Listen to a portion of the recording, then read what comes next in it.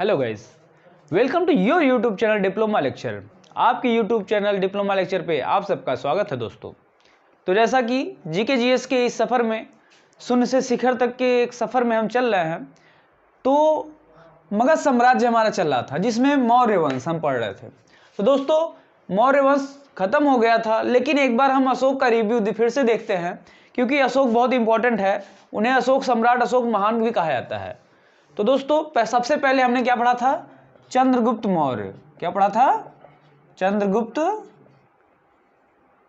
मौर्य। इनके बारे में हमने अच्छे से देख लिया था। चंद्रगुप्त मौर्य के बारे में हमने अच्छे से देख लिया था। उसके बाद हमने देखा था बिंदुसार। क्या देखा था? बिंदुसार। चंद्रगुप्त मौर्य का जो कार्यकाल था दोस्तों वो 322 बीसी मतलब 322 ईसा पूर्व से लेकर के ये था 298 ईसा पूर्व तक। उसके बाद बिंदुसार का जो युग था वो 298 ईसा पूर्व से 273 ईसा पूर्व तक था। तो दोस्तों ऐसे कार्यकाल के बाद चंद्रगुप्त मौर्य के बारे में मैंने आपको बताया कि चाणक्य इनके प्रधानमंत्री हुआ करते थे, और बिंदुसार के बारे में मैंने बताया कि राधागुप्त इनके प्रधानमंत्री हुआ करते थे। तो इनके बाद जो कार्यकाल आया वो आया अशोक का आया। इसी बीच अशोक सबसे पहले जो गद्दी पे बैठता है वो 273 में बैठता है। अशोक जो पहली बार गद्दी पे बैठता है वो कब बैठता है? 273 में बैठता है। और दूसरी बार जो गद्दी पे बैठता है वो बैठता है 269 ईसा पूर्व में। तो अशोक पहली बार बैठता है 273 और दूसरी बार जो बैठता है वो बैठता है 269 में। तो दोस्तों अशोक के बारे में हम आज अच्छे से देख लेते हैं। अशोक का नाम जो है वो अशोक के शिलालेख लिखे गए थे, अभिलेख लिखे गए थे, जैसा कि आपको मैंने पहले ही वीडियो में बताया था। तो ऐसे अभिलेखों में अशोक का नाम लगभग कहीं नहीं मिला था। केवल एक जगह पे नाम मिला था कि मगध साम्राज्य अशोक प्रियदर्शी। मगध साम्राज्य अशोक प्रियदर्शी राजस्थान के अभिलेख में। बाकी किसी भी अभिलेख में अशोक नाम नहीं मिला है। इनका हर जगह नाम प्रियदर्शी, मगध के महान शासक प्रियदर्शी या फिर देवनाम प्रिय हमेशा हर जगह मिला है, हर एक अभिलेख में मिला है। लेकिन केवल राजस्थान के अभिलेख में मिला है मगध साम्राज्य अशोक प्रियदर्शी।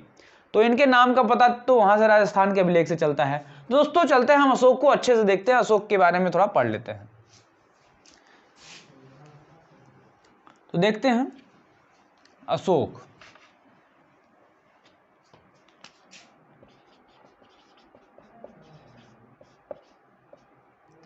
अशोक 273 से लेकर के 184, 273 से लेकर के 232 तक, 273 से लेकर के 232 ईसा पूर्व तक, क्योंकि 184 तक जो था ये पूरा का पूरा मतलब मौर्य वंश चला था 184 तक।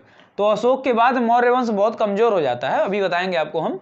तो 273 से 232 तक ही अशोक का कार्यकाल चला था। तो मैंने बताया कि अशोक पहली बार जो गद्दी पे बैठा था वो 273 ईसा पूर्व में बैठा था, और दूसरी बार जो गद्दी पे बैठा था वो था 269 ईसा पूर्व में।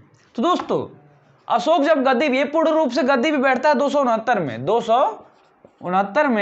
269 बीसी, इसको हम लिखते हैं बीसी, 269 ईस्वी में गद्दी बैठता है। गद्दी के बैठने के 8 वर्ष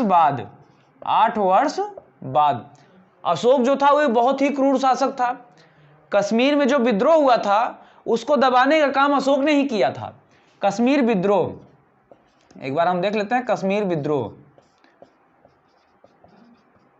कश्मीर के विद्रोह को सुसीम और अशोक दोनों गए थे दबाने, लेकिन सुसीम उसमें सक्सेस नहीं हुआ, और अशोक क्रूरता से, बहुत ही क्रूरता से उस विद्रोह को दबा ले जाता है। और इसका पूरा का पूरा बताया गया है आपके राजतरंगिणी जो कि पुस्तक है, उसमें आपको बताया गया है कश्मीर विद्रोह के बारे में। तो दोस्तों कश्मीर विद्रोह राजतरंगिणी में बहुत ही अच्छे से उल्लेख किया गया है। कश्मीर विद्रोह का जो दबाव था ये क्रूरतापूर्वक दबाव था अशोक का, ये क्रूरतापूर्वक ही कार्य चल रहा था। तो 8 वर्ष बाद अपने जब ये गद्दी पे बैठता है 269 में, उसके 8 वर्ष बाद मतलब कि 261 61 ईसा पूर्व में ये कलिंग युद्ध लड़ता है। कौन सा युद्ध? कलिंग युद्ध। इसके पहले वाले वीडियो में आपको अच्छे से बताया था कलिंग युद्ध के बारे में, थोड़ा सा और नॉलेज ले लीजिए कलिंग युद्ध क्या था। कलिंग के राजा, कलिंग के जो राजा हुआ करते थे नंदराज। कौन थे? नंदराज। तो कलिंग के राजा नंदराज से अशोक का युद्ध हुआ। इस युद्ध में दोस्तों 1 लाख से अधिक लोग मारे गए थे। 1 लाख से अधिक लोग मारे गए और करीब 1.5 लाख लोग, करीब 1.5 लाख लोग क्या हुए? घायल हुए। तो दोस्तों इस युद्ध को देखते ही, इसी युद्ध में, ये अशोक बहुत ही क्रूर था, लेकिन कोई भी हो इंसान ही होता है दोस्तों, तो देख करके ऐसे मृतक शरीरों को और घायल व्यक्तियों को देख करके, और खास करके महिला और बच्चों को घायल देख करके ये अशोक बहुत ही विचलित हो गया। और इस विचलन की अवस्था में अशोक को कुछ समझ में नहीं आ रहा था। ये गया अपने भतीजे के पास, अपने भतीजे निग्रोध के पास। इसके भतीजे क्या नाम था? निग्रोध, जो कि बहुत ही शांत स्वभाव का था। ये क्या था इसका? भतीजा। क्या था इसका? भतीजा क्या था? निग्रोध। अब ये निग्रोध बहुत ही शांत स्वभाव का था। इतने शांत स्वभाव का होने के बाद ये अशोक पहुंचता है निग्रोध के पास कि इतना शांत कैसे रह सकता है, जबकि इस कलिंग युद्ध में इतने मृतक शरीरों और घायल लोगों को देख करके अशोक बहुत ही विचलित हो गया था। पहुंचता है निग्रोध के पास, जो कि निग्रोध जो था ये बौद्ध धर्म अपनाया था। ये कौन सा धर्म अपनाया था? बौद्ध धर्म अपनाया था। तो निग्रोध के पास जब पहुंचता है तो निग्रोध से पूछता है कि तुम इतने शांत स्वभाव में कैसे रहते हो? तो निग्रोध कहता है कि एक काम करिए, आप बौद्ध धर्म को अपना लीजिए, क्योंकि बौद्ध धर्म में जो लोग होते हैं वो अष्टांगिक मार्ग अपनाते हैं, मतलब मारपीट से दूर रहते हैं, शांति में रहते हैं, सब कुछ देखते हैं इस तरीके से जैसे कि संसार में किसी के प्रति हम अलग भेदभाव न करें और शांतिपूर्ण जीवन जिए। तो अष्टांगिक मार्ग हो गया, त्रिपिटक जैसे आपने पढ़ा है, सूत पिटक, विनय पिटक, तो इन सब चीज़ों में त्रिपिटक हो गया और अष्टांगिक मार्ग, इन सब चीज़ों की प्रेरणा ली। किससे? निग्रोध से। तो निग्रोध से इन्होंने बौद्ध धर्म की क्या ली थी? प्रेरणा ली थी। क्या लिया था? प्रेरणा लिया। तो ये तो कहता है कि निग्रोध कहता है कि मुझे बौद्ध धर्म के बारे में ज़्यादा नॉलेज नहीं है, तो एक काम करिए, मैं आपको ले चलता हूँ बौद्ध धर्म के एक भिक्षुक के पास, जो कि आपको शिक्षा देते हैं। तो बौद्ध धर्म के शिक्षा के लिए ले जाते हैं किसके के पास? उपगुप्त के पास। अशोक को कहाँ ले जाते हैं? उपगुप्त के पास। तो अशोक को शिक्षा कौन प्रदान करता है? बौद्ध धर्म की शिक्षा, बौद्ध शिक्षा बौद्ध का कौन प्रदान करता है? उपगुप्त। किसके द्वारा? निग्रोध के द्वारा ले जा करके अशोक पहुंचता है किसके पास? उपगुप्त के पास, और वहां पे बौद्ध धर्म की शिक्षा प्राप्त करता है। यही अशोक बौद्ध धर्म की शिक्षा प्राप्त करने के बाद अपने पुत्र महेंद्र और पुत्री संघमित्रा को, इसके पुत्र का क्या नाम था दोस्तों? महेंद्र, और पुत्री का नाम संघमित्रा। अपने पुत्र महेंद्र और पुत्री संघमित्रा को श्रीलंका में भेजता है। वहां पे उसमें किसका शासन हुआ करता था? श्रीलंका के सिंघली वंश के शासकों ने, वहां पे सिंघली वंश के शासक हुआ करते थे। तो सिंघली वंश, अभी मैं इसको लिख देता हूं क्योंकि आपको याद रहना चाहिए, और रिवीजन में भी एक बार बता दूंगा आपको। तो जब ये उपगुप्त के पास, उपगुप्त से क्या लिया था इसने? शिक्षा लिया। तो अपने पुत्र महेंद्र और पुत्री, मतलब बेटा महेंद्र था इसका और बेटी कौन थी? संघमित्रा।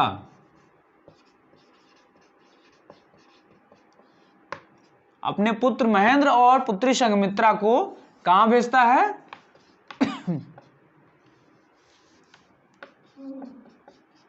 श्रीलंका भेजता है। तो दोस्तों श्रीलंका में जब ये जाता है तो वहां पे उस समय श्रीलंका में कुछ वंश हुआ करते थे जो कि सिंघली वंश के नाम से आते थे। किसके नाम से? सिंघली वंश। सिंघली वंश के शासक श्रीलंका में राज करते थे। तो उस समय के जो सिंघली वंश के थे उन्होंने बौद्ध धर्म को अपना लिया। तो आज तक भी देखते हैं श्रीलंका में बौद्ध धर्म प्रचलित है, बौद्ध धर्म चलता है। तो श्रीलंका में बौद्ध धर्म का प्रचार किसने किया? महेंद्र और संघमित्रा ने। अशोक की पुत्री संघमित्रा और पुत्र महेंद्र ने श्रीलंका में जाकर के सिंघली वंश के शासकों को समझाया कि बौद्ध धर्म क्या होता है, बौद्ध धर्म की शिक्षा दी और उन्होंने ये अपना लिया। अशोक के समय में ही तीसरी बौद्ध संगति हुई। क्या हुई? बौद्ध संगति। कौन सी? तीसरी। तो तीसरी बौद्ध सम्मेलन अशोक के ही समय में हुआ था और अशोक ने बौद्ध धर्म तो अपना लिया, बौद्ध धर्म के बारे में ये जान गए। तो अब अशोक अपने नाम को एक महान के रूप में इसको दर्शाना भी था, तो इसने स्तंभ लेख और शिलालेख अभिलेख लिखने का शिक्षा प्राप्त किया। कहां से? ईरान के शासक, ईरान के उस समय एक शासक हुआ करते थे डेरियस। कौन हुआ करते थे? डेरियस। ईरान के शासक डेरियस से इसने शिक्षा ली अभिलेख लिखने की। दोस्तों किस चीज की शिक्षा ली? अभिलेख लिखने की शिक्षा ली।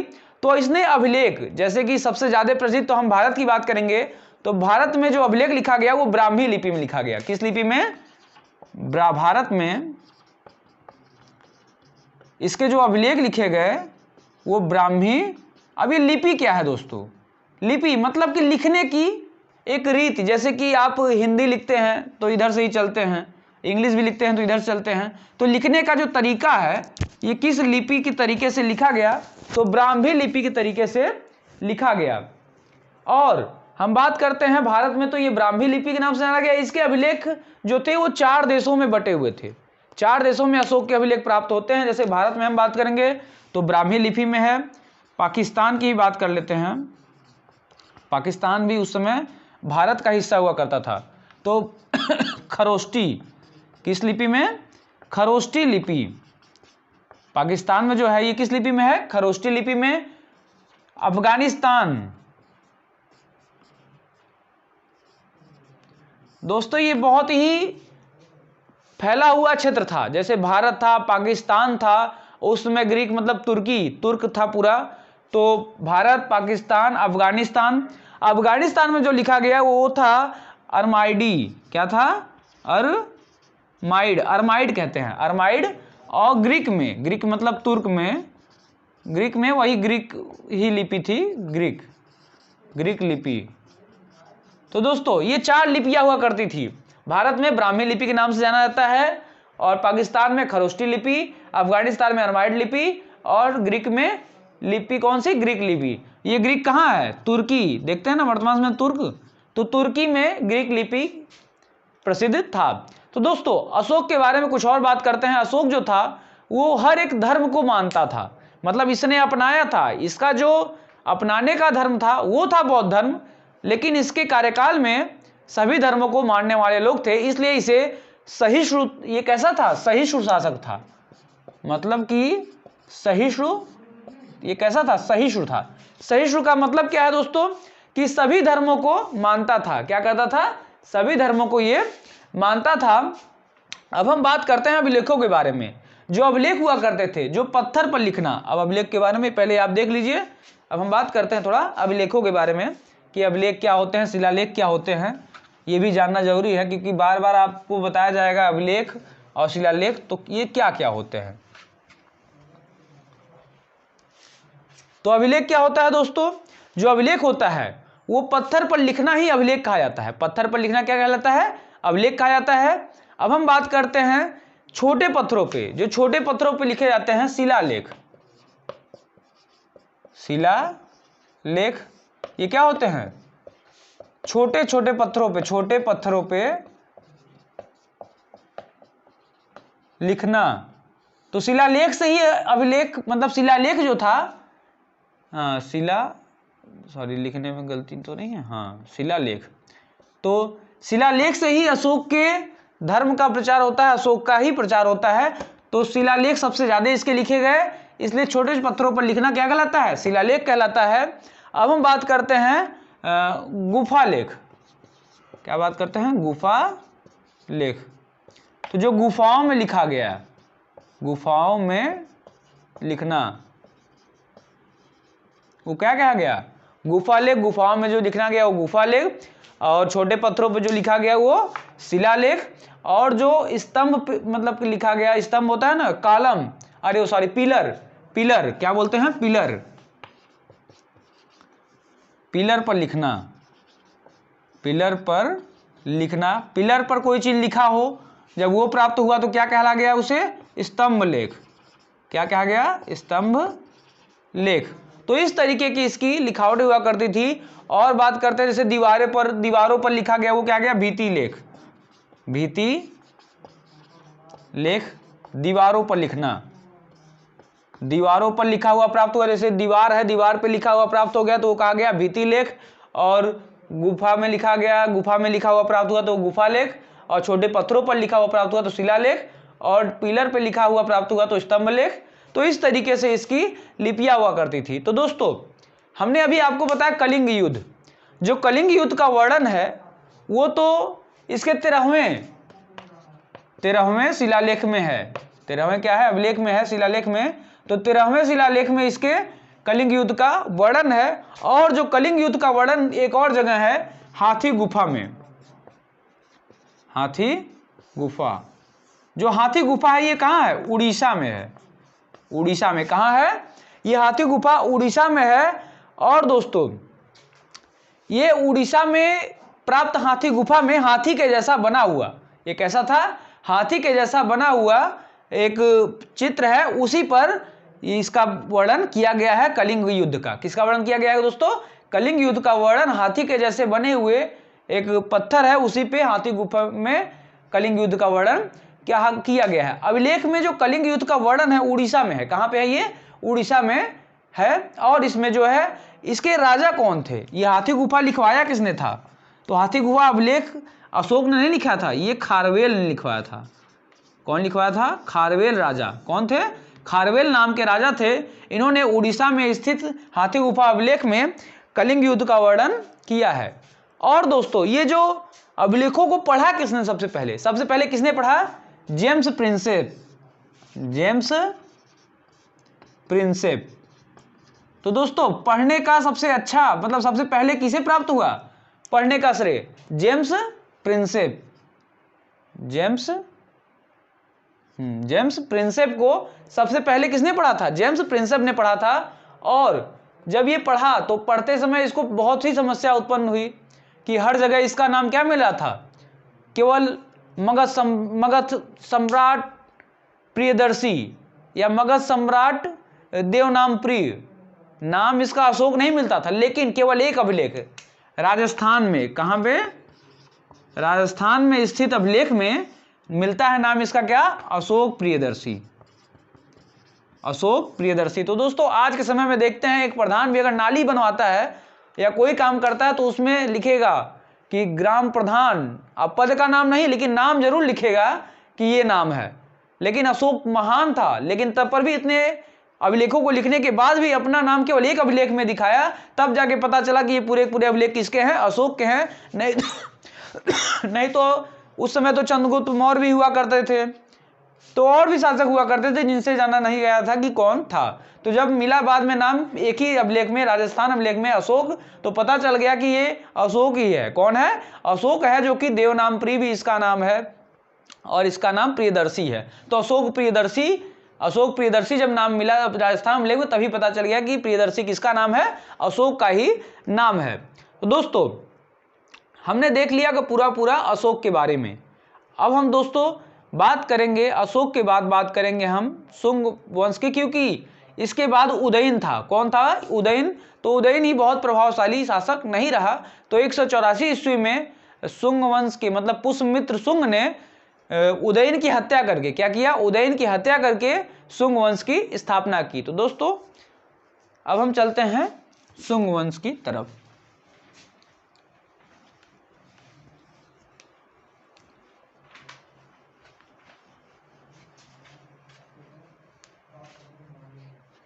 यहां हमारा मौर्य वंश खत्म हुआ आज के इस वीडियो में। अब हम बात करेंगे शुंग वंश।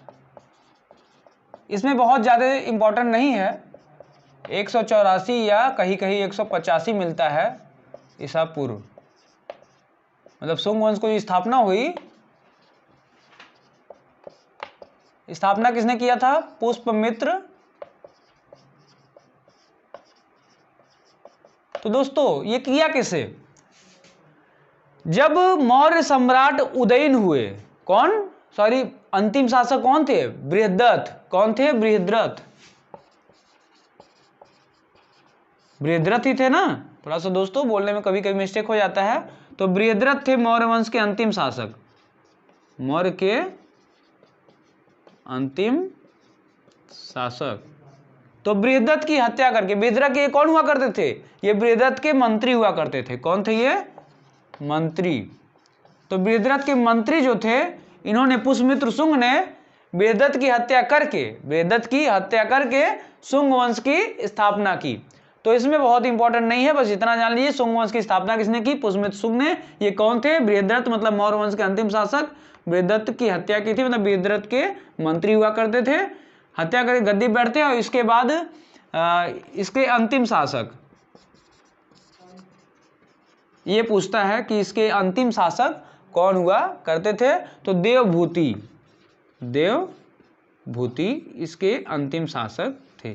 तो दोस्तों शुंग वंश के बारे में ज़्यादा हमने नहीं देखना है, केवल इतना देखना है कि शुंग वंश के पहले शासक और अंतिम शासक कौन थे।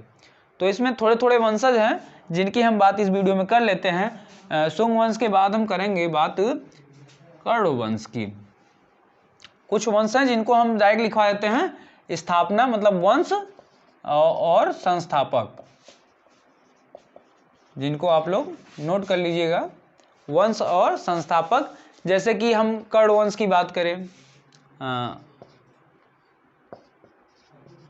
कर्ण वंश, तो दोस्तों कर्ण वंश के जो संस्थापक थे वो थे वासुदेव। कौन थे? वासुदेव। ये भी दोस्तों एक तरीके से मैंने इसके पहले आपको बताया, शुंग वंश के जो अंतिम शासक थे वो तो देवभूति। तो देवभूति की हत्या करके 73 ईसा पूर्व में 73 ईसा पूर्व में देवभूति की हत्या करके, ये भी देवभूति कौन थे? सेनापति थे। कौन थे? ये देवभूत के क्या थे? सेनापति। अब देवभूत के सेनापति होने, अरे इसके 73 वंश में मैंने आपको इसके पहले क्या नाम बताया था? देवभूति। हाँ, देवभूति की हत्या करके देवभूति के सेनापति हुआ करते थे वासुदेव। इन्होंने देवभूति की हत्या करके कर्ण वंश की स्थापना की थी। तो दोस्तों ऐसे ही शासन चलता रहा। अब हम बात करते हैं सातवाहन वंश। सातवाहन वंश के जो संस्थापक थे वो थे सिपक या सिमुक। कौन थे? सिमुक या सिपक। इन्हें सिपक भी कहा जाता है, तो सिमुक। बस आप वंश जान लीजिए, संस्थापक जान लीजिए, ज़्यादा जानने की जरूरत नहीं है। बात करते हैं पाल वंश। ये आपको ज़्यादातर एग्जाम में पूछता है, जबकि बहुत ही ईजी है। गोपाल, पाल वंश, गोपाल। प्रतिहार वंश, जो आपका एग्जाम से रिलेटेड है वही मैं आपको बताता हूँ। प्रतिहार वंश जो था वो था आपका नागभट्ट प्रथम।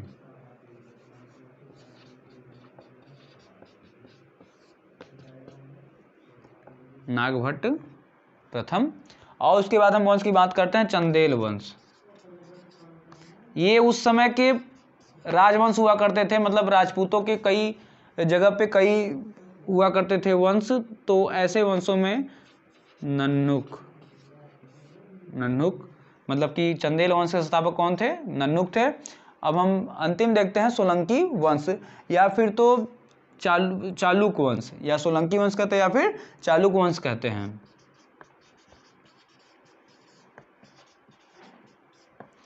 सोलंकी वंश ये थे मूल राज। दोस्तों ये थे प्रमुख वंश इसके बाद के। तो इन वंशों के बाद अब हम चलेंगे सीधे सीधे गुप्त वंश पे। किस पे चलेंगे? गुप्त वंश पे। तो दोस्तों ये आप नोट कर लीजिए।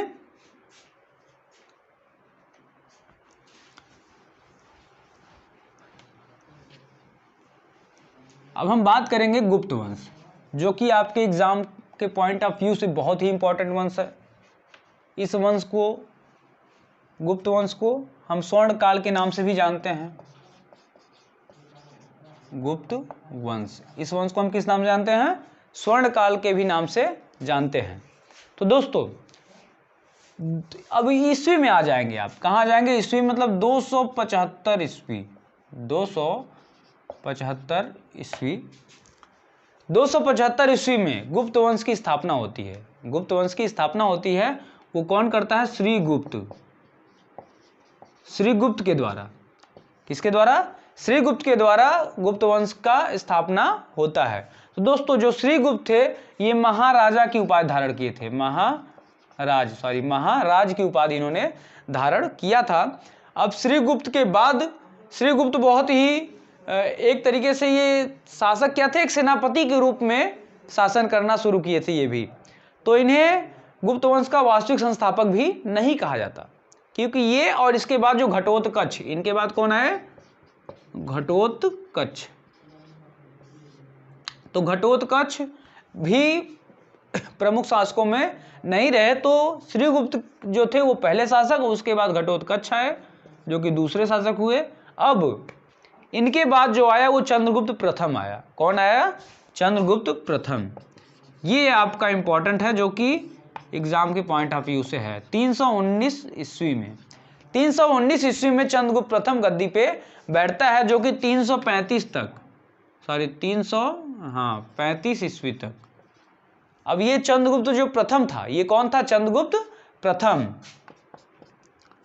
क्योंकि अभी चंद्रगुप्त प्रथम की बात कर रहे हैं। इसी में गुप्त वंश में चंद्रगुप्त द्वितीय भी है।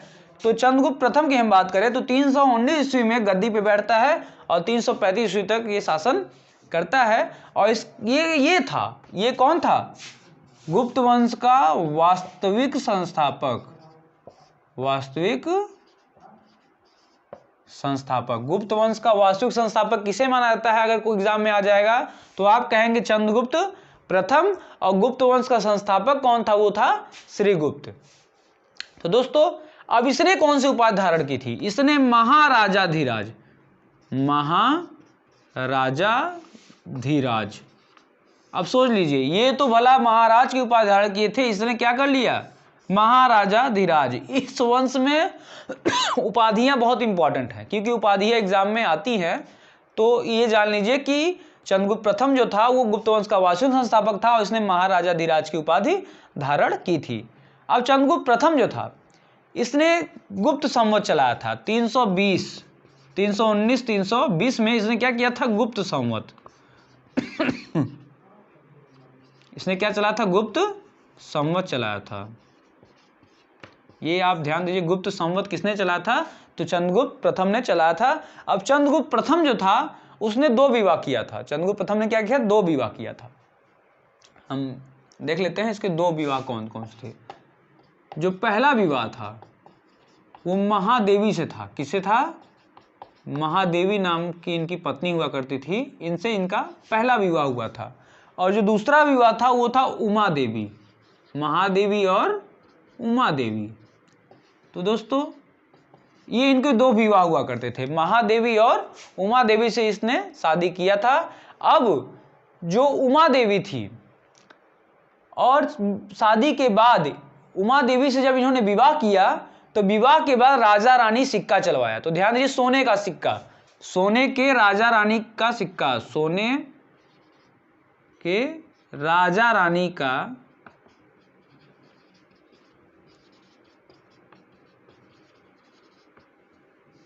तो सोने के राजा रानी का सिक्का मतलब एक तरफ चंद्रगुप्त प्रथम का चित्र था और दूसरे तरफ उमा देवी का चित्र था। तो चंद्रगुप्त प्रथम और उमा देवी के चित्र के रूप में राजा रानी का सिक्का, सोने का सिक्का किसने चलाया था? चंद्रगुप्त प्रथम ने चलाया था। अब जो राय चौधरी एक इतिहासकार है वो कहते हैं कि जो गुप्त इन्हीं के द्वारा कहा गया, राय चौधरी, मैं आपको नाम बता दे रहा हूं, पूछ लेगा किसने कहा है। तो राय चौधरी कौन थे? राय चौधरी कहते हैं कि गुप्त वंश का वास्तविक संस्थापक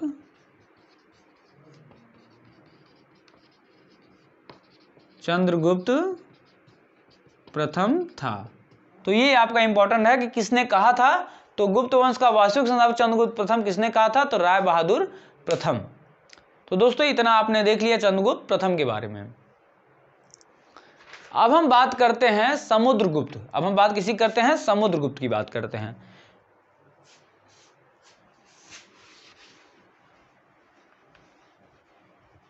जहाँ इंपॉर्टेंट होगा कि ये बहुत ही इंपॉर्टेंट है उसको मैं आपको विस्तृत रूप में आप सबको बता दूंगा। जो ना समझ में आए, जो भी आपको जहाँ भी लगे कि ये मुझे नहीं समझ में आया, वो आप कमेंट बॉक्स में लिख दीजिए, या फिर तो आपके व्हाट्सएप नंबर, चैनल का व्हाट्सएप नंबर जो है ये है, इसको मैं अच्छे से लिख रहा हूँ 7080230152।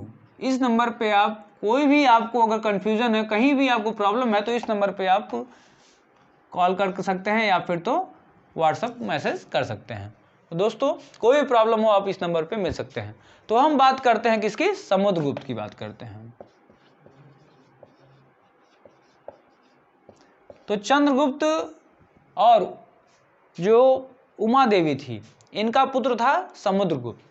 तो समुद्रगुप्त जब गद्दी पे बैठता है 335 ईस्वी में, कब बैठता है, 335 ईस्वी में गद्दी पे बैठता है। तो इसकी तुलना जो है वो किससे की गई थी, इसकी तुलना की गई डायरेक्ट अशोक से।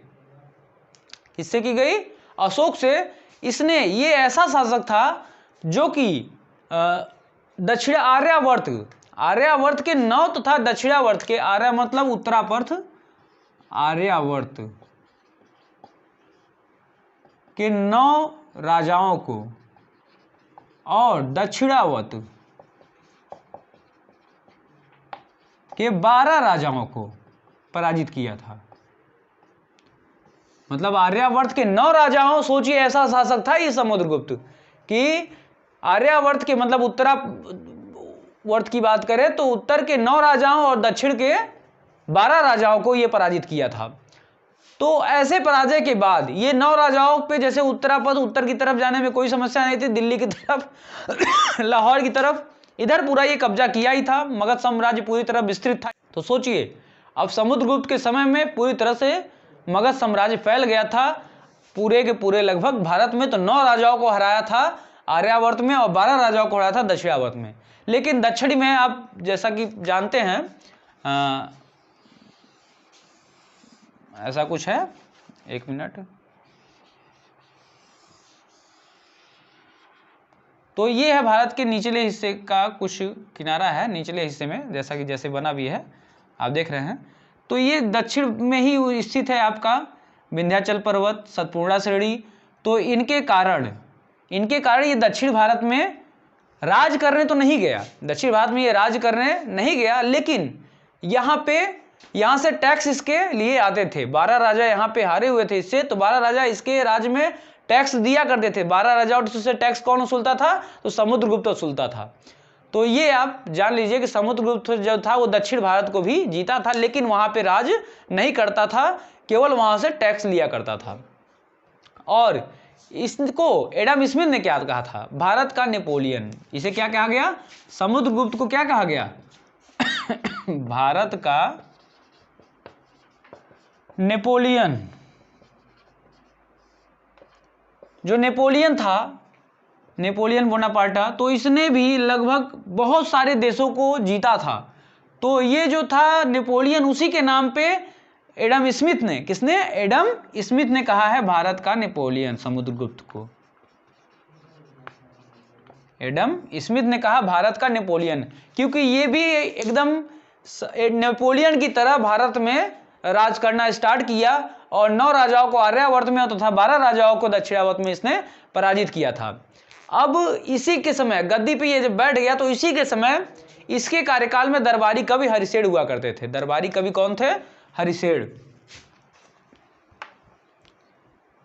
इसके दरबारी कवि जो थे वो थे हरिशेड़।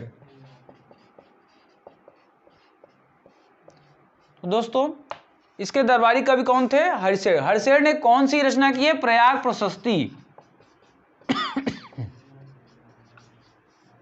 इसने कौन सी रचना की है, प्रयाग प्रशस्ति की रचना किसने की है, तो हरिशेड़ ने की है। और इसमें क्या किया गया है, विजय एवं, इसके पूरे के पूरे विजय एवं जो कि प्रशासन था इसका, इसके विजय का उल्लेख, विजय एवं प्रशासन।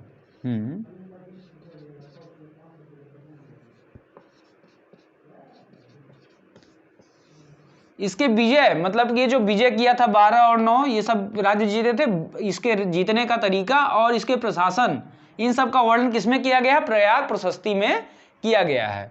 प्रयाग प्रशस्ति में मतलब हरिशेन की पुस्तक प्रयाग प्रशस्ति में इसके विजय और प्रशासन का वर्णन किया गया है, ये आप जान लीजिए। और जो समुद्रगुप्त था ये बीड़ा बजाने के लिए बहुत ही उत्सुक हुआ करता था, तो मतलब बीड़ा सरल सिक्का इसने चलाया था, ये बीड़ा सरल सिक्का चलाया था। इसी सिक्के से पता चलता है कि ये जो था मतलब कि सिक्के पे बैठे हुए अवस्था में और बीड़ा ले करके, तो ये बीड़ा सिक्का सरल सिक्का किसने चलाया था? समुद्रगुप्त ने चलाया था। इसने कई सिक्के चलाए थे, लगभग 6-7 सिक्के इसके हैं, लेकिन जो इंपॉर्टेंट है उनको मैं आप 6 सिक्के हैं जो कि इंपॉर्टेंट है, लेकिन मैं आपको कुछ एक इंपॉर्टेंट है जो कि बीड़ा सरल सिक्का तो किसने चलाया था? समुद्रगुप्त ने चलाया था। अब इसी के समय में श्रीलंका के राजा जो थे मेघवर्धन, श्रीलंका के राजा कौन थे? मेघवर्धन गया में मतलब कि बौद्ध संघ चाहते थे, बौद्ध धर्म का कुछ बनवाने के लिए चाहते थे। तो इसी के समय में श्रीलंका के शासक आते हैं। श्रीलंका के शासक कौन थे? मेघवर्धन। इसी के समय में बौद्ध धर्म के प्रचार के लिए श्रीलंका में आते हैं। अब ये इसका शासन तो कार्यकाल हो गया लगभग मतलब कि 375 ईस्वी तक। कब तक चला था? 335 से 375 ईस्वी तक। तो दोस्तों एक बार इसको देख लेते हैं समुद्रगुप्त के बारे में। समुद्रगुप्त ने 335 ईस्वी में गद्दी पे बैठता है और बैठते ही आर्यावर्त के 9 राजाओं और दक्षिणावर्त के 12 राजाओं को ये पराजित कर देता है। और इसके बारे में एडम स्मिथ ने कहा है कि भारत का नेपोलियन था और इसने पूरी तरह से भूमि को बांधे हुआ था। इसका नाम भूमिधरणी भी था, मतलब ये बांधे हुए था भूमि को, मतलब पूरे भारत को एक राष्ट्र पे ला दिया था, अपने अनुकूल कर लिया था। भले से 12 राजा तो जीते थे लेकिन वहां अपनी गद्दी पे नहीं बैठा था, राजपाट नहीं करता था। क्यों? क्योंकि दक्षिण में मैंने आपको बताया कि सतपुड़ा पहाड़ी और विंध्याचल पहाड़ी के कारण, पर्वत के कारण ये उधर की तरफ नहीं गया, लेकिन वहां से टैक्स वसूलता था 12 राजाओं से दक्षिण में भी। तो आर्यावर्त के 9 राजा, दक्षिणावर्त के 12 राजा से भी ये जीता था, इनको पराजित किया था। और इसी के समय में बीड़ा सरल सिक्का चलाया गया था इसी के द्वारा। और इसके जो विजय और प्रशासन का वर्णन है हरिशेन की रचना प्रयाग प्रशस्ति में वर्णन किया गया है। तो दोस्तों ये था समुद्रगुप्त, जिसके बारे में मैंने आपको बता दिया। इसके पुत्र हुआ करते थे 2, एक था रामगुप्त, एक था चंद्रगुप्त। एक था रामगुप्त, एक था चंद्रगुप्त।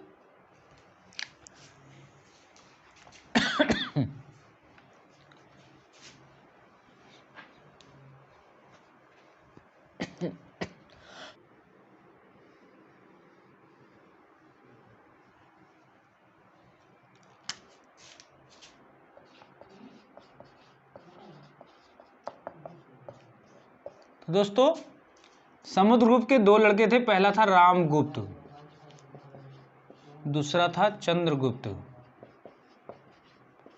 तो चंद्रगुप्त ये द्वितीय ही होगा क्योंकि पहले तो हम पढ़ चुके इसी में, चंद्रगुप्त प्रथम, तो चंद्रगुप्त द्वितीय और रामगुप्त।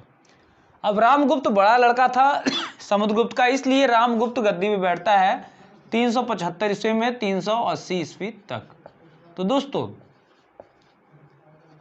375 ईस्वी में बैठता है गद्दी पे, लेकिन इसके कार्यकाल जो थे वो 5 ही वर्ष चले थे। कितने वर्ष चले थे? 5 ही वर्ष चले थे। इसकी जो पत्नी थी, इसकी जो रामगुप्त की पत्नी थी, वो चंद्रगुप्त मौर्य से प्रभावित थी, चंद्रगुप्त द्वितीय से। तो प्रभावित होने के कारण चंद्रगुप्त द्वितीय और इसकी पत्नी मिल करके रामगुप्त की हत्या 380 ईस्वी में कर देते हैं और 380 ईस्वी में यह गद्दी पे बैठ जाता है चंद्रगुप्त द्वितीय। अब ये जब बैठता है तो विक्रमादित्य की उपाधि धारण करता है। किसकी? विक्रमादित्य। ये बहुत ही क्रूर था शुरुआत में। ये किसकी उपाधि धारण करता है? चंद्रगुप्त द्वितीय मतलब विक्रमादित्य की उपाधि धारण करता है। इसकी पुत्री प्रभावती ने पूना नाम पत्र में लिखा है कि इसका नाम क्या था? विक्रमादित्य था। और विक्रमादित्य के शासन काल में शक राजा जो थे रुद्रसेन द्वितीय। शक राजा कौन थे? शक राजा रुद्रसेन द्वितीय हुआ करते थे। शकों को पराजित नहीं किया गया था, लेकिन जब विक्रमादित्य आता है तो यह शकों को पराजित करता है, और संयोग से इसी शक को पराजित करने के बाद, शकों को पराजित करने के बाद यह सिक्का भी चलाता है। अभी मैं उसके बारे में आपको बताऊंगा। लेकिन रुद्रसेन द्वितीय को पराजित किसने किया था? तो चंद्रगुप्त द्वितीय ने ही पराजित किया था। और इस युद्ध में विजय प्राप्ति के बाद तो कुछ कार्य किए थे, लेकिन इसका सबसे इंपॉर्टेंट है जो है वो है कि चंद्रगुप्त द्वितीय के दरबार में नवरत्न हुआ करते थे। अभी आप पढ़ेंगे नवरत्न अकबर के दरबार में हुआ करते थे, लेकिन इसके पहले हम प्राचीन इतिहास में जब पढ़ते हैं तो नवरत्न किसके दरबार में हुआ करते थे? चंद्रगुप्त द्वितीय मतलब कि विक्रमादित्य के दरबार में हुआ करते थे। और उसमें जैसा प्रमुख नाम आप सुने होंगे अमर सिंह, कालिदास, सबसे प्रमुख कालिदास नाम सुने होंगे। तो दरबारी कवि थे कालिदास। अभी हम सबके बारे में बता रहे हैं, नवरत्न के बारे में, 9 के बारे में बता दे रहा हूं। पहला है कालिदास। पहला कौन है? कालिदास। ये क्या हुआ करते थे? जो कालिदास थे वो थे दरबारी कवि। ये क्या थे? दरबारी कवि। तो मैं नाम आपको बता दे रहा हूं, आप लोग इतना जान लीजिए कि कालिदास थे और धन्वंतरी थे। धन्वंतरी, कालिदास, धन्वंतरी, बेताल भट्ट, गढ़पकई, बरामिहिर, और मतलब कि 9 लोग हुआ करते थे। कालिदास, धन्वंतरी, बरामिहिर, शकु, वररुचि, अमर सिंह, बेताल भट्ट, छपड़क, मतलब छपड़क थे, और घटपकई थे, घटकपई। तो ये 9 लोग हुआ करते थे, जिसमें जो धन्वंतरी थे वो क्या थे? चिकित्सक। एग्जाम में आता है धन्वंतरी क्या थे? तो चिकित्सक थे। ये इंपॉर्टेंट है कि इसके 9 रत्नों में धन्वंतरी क्या थे? वो क्या थे? चिकित्सक हुआ करते थे। ज्योतिष के रूप में छपड़क थे, और जैसे जादूगर बेताल भट्ट आपने नाम सुना होगा। तो विक्रमादित्य बेताल विक्रमादित्य का आपने सुना भी होगा कहानी। तो जादूगर कौन थे? बेताल भट्ट थे। और इसमें कुछ प्रमुख थे जैसे खगोल शास्त्री, बरामिहिर हुआ करते थे। तो बाकी इंपॉर्टेंट यही है, कालिदास और धन्वंतरी और बेताल भट्ट। बेताल भट्ट ये भी इंपॉर्टेंट मान लीजिए है। तो बेताल भट्ट क्या थे? ये जादूगर थे इनके दरबार में। तो बेताल भट्ट, उसके दरबार में 9 लोग थे, लेकिन कालिदास, धन्वंतरी और बेताल भट्ट प्रमुख हुआ करते थे। तो इतना आप जान लीजिए विक्रमादित्य के बारे में। तो दोस्तों इसके दरबार में 399 में चीनी यात्री फाहियान आया था। कौन आया था? फाहियान। फाहियान कहाँ का था? ये चीनी यात्री था। कब आया था? 399 ईस्वी में। 399 ईस्वी में फाहियान चंद्रगुप्त विक्रमादित्य के दरबार में आया था। आते ही जब ये दरबार में आया तो इसको मतलब कि चंद्रगुप्त विक्रमादित्य के राज्य के बारे में कुछ लिखना था। उस लिखने के लिए इसने एक किताब की रचना की जिसका नाम था फिसूकी। तो इस किताब को किसने लिखा है? फाहियान ने लिखा है। इस किताब में चंद्रगुप्त विक्रमादित्य के कार्यकाल के बारे में वर्णन किया गया है। अब चंद्रगुप्त वंश का पहला शासक था जिसने चांदी के सिक्के चलवाए, बाकी सब सोने के चलवाते थे। तो चंद्रगुप्त पहला था जिसने क्या किया था? चांदी के सिक्के चलवाने वाला पहला शासक कौन हुआ करता था? तो वो था चंद्रगुप्त द्वितीय, मतलब विक्रमादित्य था। चंद्रगुप्त द्वितीय की दूसरी राजधानी कौन सी हुआ करती थी? उज्जैन हुआ करती थी। इसकी दूसरी राजधानी क्या थी? उज्जैन। ठीक दोस्तों, तो ये पूरा आप जान लीजिए। एक बार फिर से चंद्रगुप्त विक्रमादित्य के बारे में देख लेते हैं। तो रामदूत का छोटा भाई चंद्रगुप्त विक्रमादित्य था, जो कि पहले गद्दी तो बैठता है 380 ईस्वी में, लेकिन जब ये जाता है रुद्रसेन द्वितीय, मतलब शक के राजा रुद्रसेन द्वितीय पे हमला करता है, तो उस समय जीतता है। जीतने के बाद हमला ये नहीं करता, हमला तो रुद्रसेन द्वितीय ही करता है। चंद्रगुप्त विक्रमादित्य के कार्यकाल में हमला करता है रुद्रसेन द्वितीय, और हमला करने के बाद वो हार जाता है। जीतता कौन है? चंद्रगुप्त विक्रमादित्य जीतता है, और जीतने के बाद इसमें विक्रमादित्य की उपाधि धारण की थी। और इसके दरबार में 9 रत्न हुआ करते थे, जिसमें कालिदास, धर्मंत्री और बेताल भट्ट प्रमुख थे। कालिदास राजदरबारी कवि थे, धर्मंत्री थे चिकित्सक, बेताल भट्ट जादूगर हुआ करते थे। और इसी के दरबार में चीनी यात्री फायान 399 ईस्वी में भारत आया था, जिसने एक रचना की जिसका नाम था फिजुकी। और इसी के दरबार में चांदी का सिक्का चलाया गया था। पहली बार चांदी का सिक्का किसने चलाया था? वो था यही चंद्रगुप्त विक्रमादित्य। इसने अपनी दूसरी राजधानी उज्जैन बनाई थी। इसने अपनी दूसरी राजधानी क्या बनाई थी? उज्जैन बनाई थी। तो दोस्तों चंद्रगुप्त विक्रमादित्य जो है 412 ईस्वी में इसकी मृत्यु हो जाती है। दोस्तों अब यहां से हम गुप्त वंश को समापन की तरफ देखते हैं। तो गुप्त वंश का अंतिम शासक कौन था? वो कुमारगुप्त तृतीय था। कुमारगुप्त तृतीय तो अंतिम शासक। तो यहां से ये जान लीजिए गुप्त वंश का अंतिम शासक पूछेगा तो कुमारगुप्त तृतीय था। तो ये आपने देख लिया पूरा का पूरा गुप्त वंश। तो दोस्तों मैंने जैसे ही आपको पहले भी बताया कि लक्ष्य न ओझल होने पाए कदम मिलाकर चल, सफलता तुम्हारी कदम चूम लेगी आज नहीं तो कल। इसी रास्ते पे चलते रहिए, सफलता आपको अवश्य मिलेगी। डिप्लोमा लेक्चर के क्लासेस में हमेशा के लिए जुड़े रहिए। और अगर आप सब्सक्राइब नहीं किए हो चैनल को तो प्लीज़ सब्सक्राइब करिए और एक बार लाइक कर दीजिए। और अगर आपको अच्छा लगा हो तो कमेंट बॉक्स में आप जो भी हो आप लिख करके सेंड कर सकते हैं। दोस्तों इसी तरीके से बने रहिए चैनल पे। तो ये होता है आपका पूरी तरह से प्राचीन इतिहास यहाँ पे समाप्त, गुप्त वंश समाप्त। अब हम ले चलेंगे आपको मध्यकालीन भारत की तरफ से अगले वीडियो में। दोस्तों आज तक के लिए बस इतना ही। बने रहिए डिप्लोमा लेक्चर पर इसी तरीके से, और ढेर सारा प्यार डिप्लोमा लेक्चर के फैकल्टी को देते रहिए। तो धन्यवाद दोस्तों।